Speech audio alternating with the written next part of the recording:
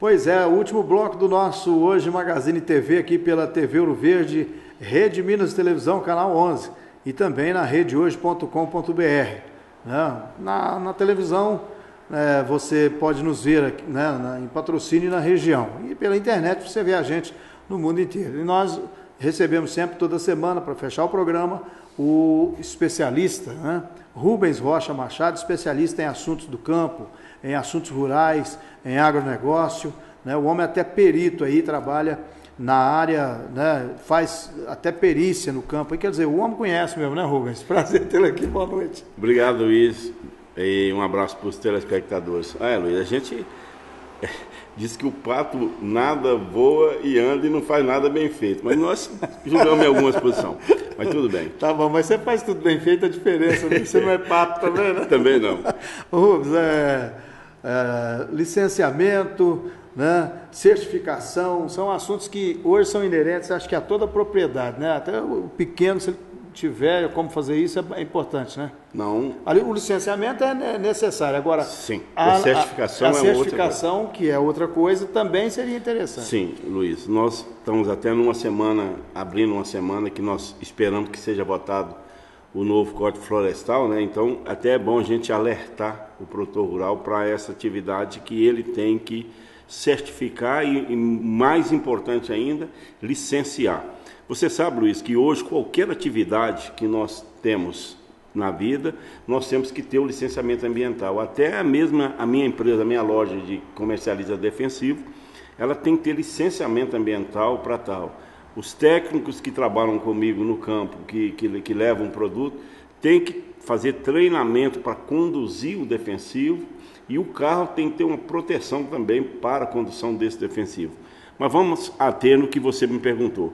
Alguns produtores, pequenos, grandes, médios, têm me perguntado sobre licenciamento ambiental para suas atividades agrícolas. Eu sempre tenho falado para eles que todos nós precisamos ter licenciamento de produção. Licenciamento ambiental para produção. Certo. Aí não importa o tamanho da propriedade. Lógico que os grandes são os primeiros a serem fiscalizados, até porque muitos dos grandes já têm uma certificação da sua produção, e a rastreabilidade que a certificação exige já está incluso o licenciamento ambiental. E o impacto provocado pelo grande é maior. Muito também, maior. Agora, o pequeno, Luiz, o mini mesmo, qualquer atividade que ele tiver na sua propriedade, ele tem que buscar o licenciamento para a sua atividade. E ele pode buscar isso nos órgãos públicos, certo? Na Secretaria de Agricultura do município, na Emater, que é uma conveniada da Secretaria de Agricultura do Estado e também do município, e principalmente essas empresas particulares que fazem esse tipo de licenciamento.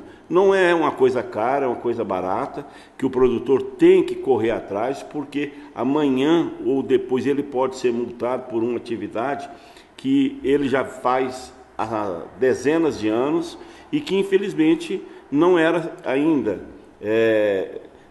licenciada. E a propriedade de lazer, aquela pequenininha que o sujeito compra lá 1 hectare, só para lazer também tem que ter? Tem algumas coisas que ele precisa ter cuidados. A água, o uso da água, seja ela para irrigação, seja ela para uso domiciliar mesmo, certo? O uso insignificante. Isso ele pode fazer. O licenciamento de utilidade da água de uso insignificante, Luiz, que essas pequenas águas, não é cisterna, é um rego d'água, é uma captação num manancial de água que tem lá no fundo ou numa mina.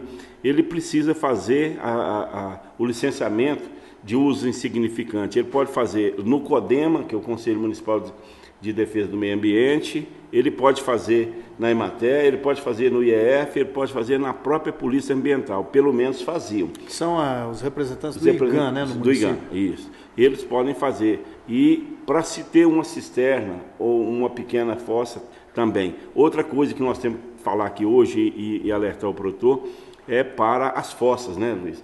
Se é do resíduo séptica, de qualquer natureza, seja ela orgânica, seja ela de lixo, ele precisa fazer, ele precisa estar imbuído disso aí. Eu entendo que o poder público tem que ajudá-lo nisso aí, porque é preciso ter alguns cuidados para que o manancial de água que da sua propriedade e do município não seja atingido através do lençol freático por resíduos desses lixos, de qualquer forma, de qualquer natureza, e ele pode fazer, e tem muitas formas, a Embrapa tem algumas características de produção muito boas, a Emater também tem, e são fossas seguidas, 2, 3 caixas d'água, que a água sai totalmente limpa, e você ainda pode usar o resíduo daquelas caixas como adubo orgânico, sem nenhum problema para os alimentos que vão produzir, principalmente frutas, algumas árvores que não alface, um almeirão, uma coisa que você vai comer a folha, mas para usar em árvores frutíferas. Então eu vejo agora, e nós vamos comentar depois da votação final do Código Florestal, os prós e os contras das atividades, mas o produtor rural ele precisa estar muito atento para o uso domiciliar da água, seja ela para efeito de irrigação, de piscina, de um pequeno tanque de peixe, ou até mesmo para o consumo da própria família, de qualquer natureza, seja ela de uma cisterna, ele precisa ter licença para a cisterna, para uma mina, para um manancial de água, e se for uma coisa maior, ele tem que buscar realmente uma outorga dessa água, para que ele tenha a vantagem e também a regulamentação na mão desse uso dessa água, senão ele pode ser penalizado. O crime ambiental é um crime hediondo, infelizmente a gente tem que ter muito cuidado, porque é perigoso, é inafiançável, e muitas vezes implica não só no processo criminal, mas também, certo, em pagamento de multas e cesta básica e até mesmo trabalhos comunitários, Luiz. Agora, Rubens, você falou da questão ambiental, né? E agora a gente precisa falar de outro aspecto, que é a questão da certificação, porque uma coisa é diferente da outra. O licenciamento é esse que você acabou de dizer, e a certificação é aquela que garante a rastreabilidade do produto, né? Sim, que o cara que vai comprar o café lá na Europa, mesmo que seja de uma propriedade pequeniníssima, ele vai saber a origem daquele café, como é que foi produzido, não é isso? Sim. E a certificação, tem vários institutos de certificação, Luiz. Você pode fazer ela particular e pode fazer através dos órgãos públicos, que são os órgãos que representam o próprio produtor. A Emater, por exemplo, tem uma certificação para café de pequenos produtores, que é muito boa, porque tem um preço diferenciado na hora de venda e, consequentemente, tem um apelo social, Luiz, muito grande. Esse que é o grande nicho de mercado. É você ter o apelo social. Quando você chega numa cafeteria lá na Europa, que no grupo europeu, que eles têm realmente mais vontade de utilização de produtos certificados, e que eles vê lá atividade familiar, uso domiciliar de tecnologia, trabalho familiar, ele tem um apelo social grande, tanto que algumas cafeterias na Holanda, na Alemanha principalmente, estão sendo depedradas, estão sendo atacadas, quando não tem-se a certificação de origem. E quando tem esse apelo social, não, foi produzido pela família, pelo grupo familiar, pela comunidade, aí sim. Lá no Paraná, Luiz, tem pequenas propriedades, você esteve conosco lá, nós estivemos juntos, aliás, e você sabe muito bem disso, que eles fazem uma produção de grupos familiares, de comunidade mesmo. Forma até pequenas cooperativas de 4, 5 produtores, famílias. O que é uma grande vantagem, porque uma grande cooperativa, Luiz, ela pode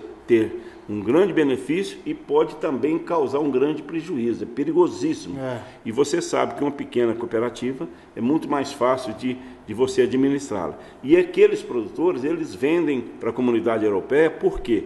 Porque tem um apelo social grande, a própria comunidade europeia faz questão de ir lá e buscar aquela produção. E nesse registro lá, tem até a questão da forma que o funcionário é tratado, né? Porque mesmo uma pequena propriedade, às vezes tem um empregado lá, então a forma que ele é tratado, isso tudo conta ponto ou tira ponto, né? Com certeza, e até o horário de trabalho, né? Não só a carga de trabalho, mas o horário. Você sabe que esses trabalhos intermitentes, como a atividade do leite, por exemplo, que você tem que levantar de madrugada, fazer a primeira ordenha, no meio do dia fazer a segunda ordenha, e no final da tarde, início da noite, normalmente é na noite mesmo.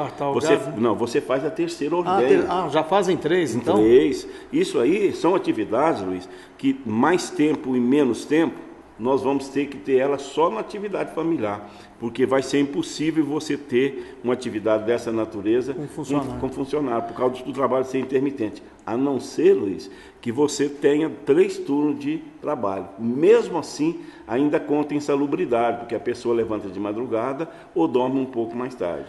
Agora, Rubens, você falou da questão aí do café, né? Porque, na realidade, a certificação, só para a gente encerrar, ela é feita em qualquer produto. Por exemplo, o queijo de Minas aqui já é certificado. Sim.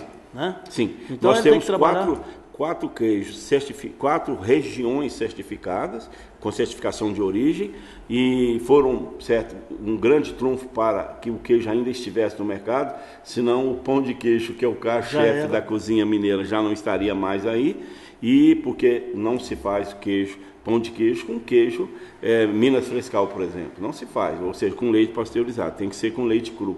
E você sabe que a França até hoje tem o leite cru e o queijo de leite cru, e o Brasil tem uma proibição para isso. Minas teve um sofrimento enorme, agora Uberaba, por exemplo, teve uma apreensão grande lá no mercado de queijo, mas essas certificações, tanto de origem como de região, ela é fundamental para que você tenha qualidade garantida daquela produção, para quem vai adquirir e para quem vai comercializar, a garantia da comercialização.